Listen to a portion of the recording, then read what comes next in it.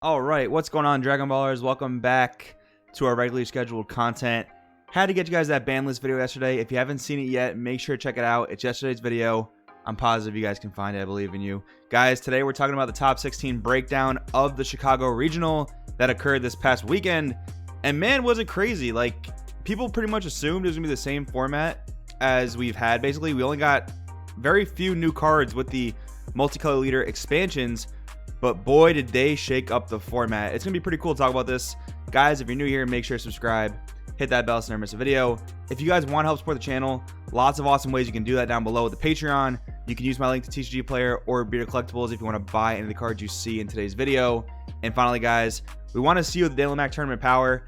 Man, Dragon Ball Super is just in an amazing place right now. We've been in amazing formats ever since Super Shenron was banned, and that was 10 months ago, believe it or not. So I mean, the game is in its prime. If you guys want to get your stuff, make sure to check that out down below, and make sure you come to the Daily Mac Tournament of Power, because it's going to be another amazing format with set 9. With that being said, guys, let's get into this discussion. So starting off, we've got the leader wheel here.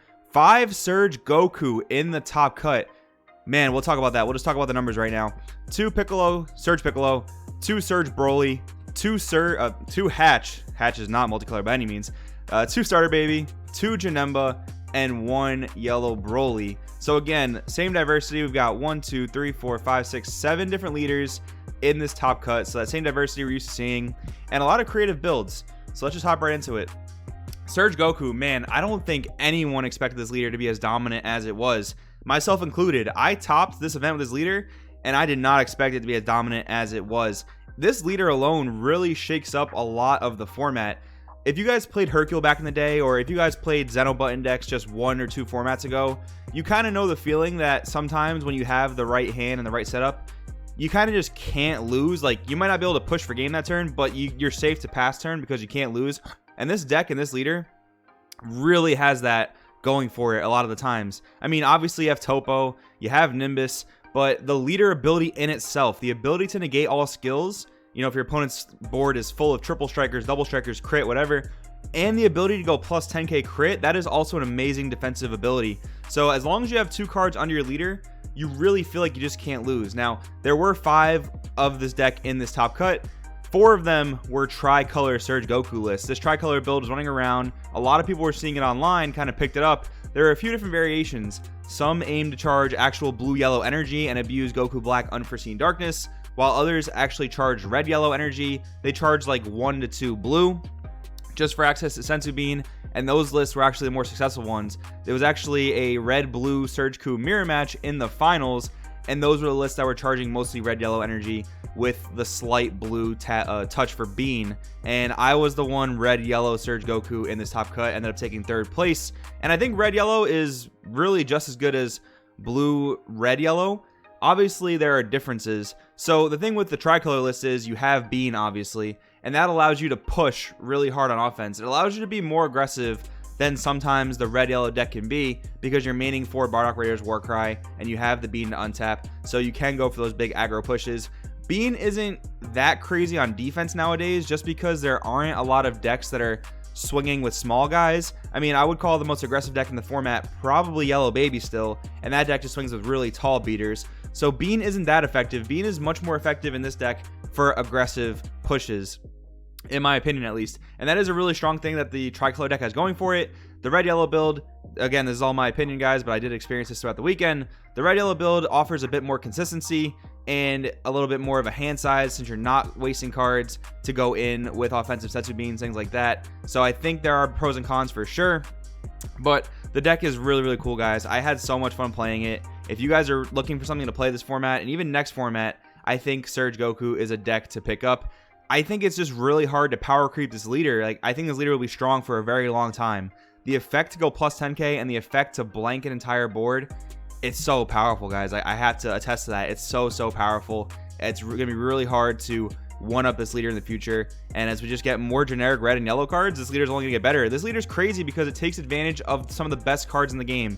Yellow, you have Raiders Warcry, you have Battle to the Death, you have Nimbus. Red, you have Vegeta Exploding Weakness, you have Denial of Hope. You have access to some of the best cards that are tied to certain color leaders. It's really strong, guys. But let's move on. Enough about Surge Goku. We had 2 Piccolo in this top cut.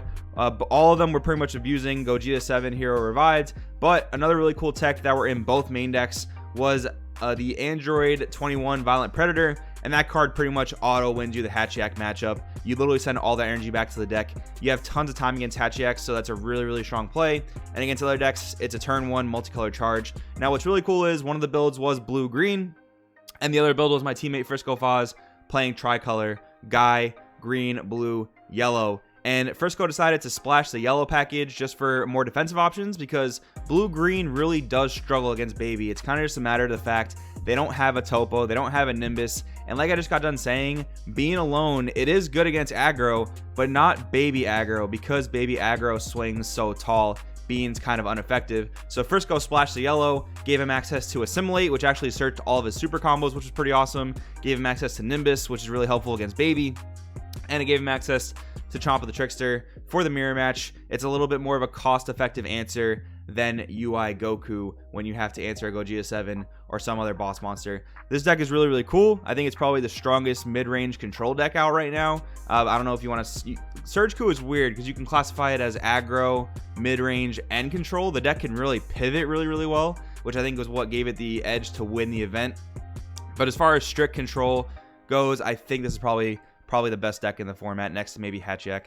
Next up, guys, Red Green Surge Broly. Man, this deck is really cool. I mean, the leader just came out obviously that weekend, as did Surge Coup and Piccolo, but man, did this deck make a splash in the top cut. Now, it's basically just red green good stuff, and most of the builds did play Dormant Legend, so that whole engine's really strong. I mean, Sun Goten, Strong at Heart, I believe it's called, is basically a super combo in this deck. Like, your leader is Hercule in the sense that you get to draw when you combo with a red or green card, and the Goten puts a Dormant Legend from your deck to your drop area and untaps an energy. So as soon as you do that, you make your entire deck live, you draw a card off Broly, so you didn't really neg there, and then you can immediately arrival a Broly on turn 2. So that's really strong. Another MVP card of the weekend, Broly Crown of Retribution, guys. Man, this card was nuts. Obviously, it's tied to red leaders, so Surge Goku also took advantage of it, but it's another great card in the red-green Broly deck. Fun fact, I did not play this in my deck. I kind of wish I had it, but I didn't want to put a card on my list that I didn't know I would have access to, so that's just what that was. But this card is absolutely amazing. Like, I guess you don't need it if my top is to say anything, but it's a super strong card without a shadow of a doubt. And of course, both of these red-green decks in the top cut were playing SS3 Scramble. This card, man, when Clash Coup was a lot more popular back in the day, people decided to play Kaioken and then play the one-drop Paragus, pop the Kaioken off, and play the Broly SCR. But Scramble is really strong right now. Like, against the blue-green Piccolo decks, they're going to stall you out. But this card basically says, okay, you're taking damage, and if you're at 3 life, you're not dropping Gogeta on me this game. It's really strong, guys. I think the SS3 Scramble is a great secret of this format, and the red-green Broly deck is really cool. Next up are 2 control decks that just will not die. We've got 2 Hatchiyak and 2 Janemba in the top cut. Hatch is just one of those polarizing decks. There are a lot of decks that just kind of roll over Hatch really easily, and a lot of decks that have a really hard time playing against Hatch. I noticed it with my Surge Coup list.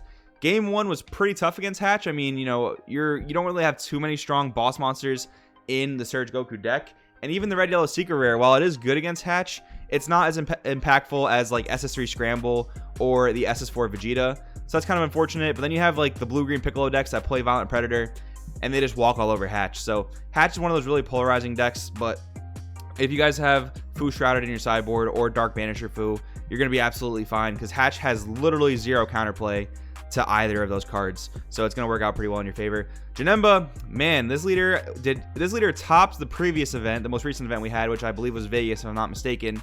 And you know, I definitely foresaw a lot of people playing it in this tournament, but I heard tons of people saying, oh, I can't believe people are playing Janemba, this is nuts. How do you play Janemba when Hatchiyak's a deck? I mean, you're not always going to face Hatchiyak, so that's kind of just a matter of the fact. What was kind of neat about the Janemba split here, one was Guy, green, blue, yellow. You know, that's pretty much what we're typically used to seeing, using Piccolo Assimilated ability and Vegeta the Cruel.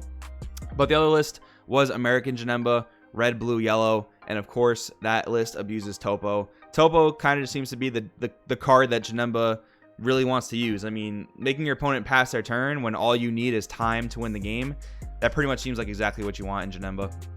Starter baby, man, how the mighty have fallen.